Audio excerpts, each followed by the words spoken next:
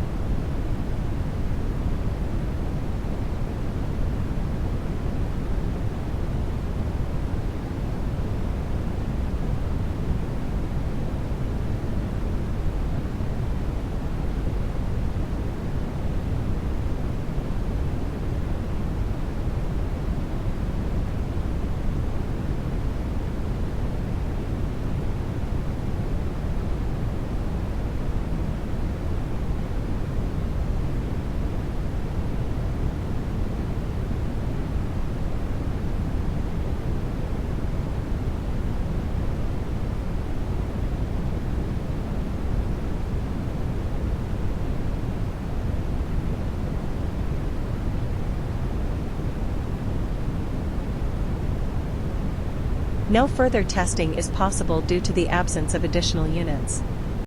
It is now clear that the Simatix HMI by Siemens is working successfully, is ready to be delivered to the client.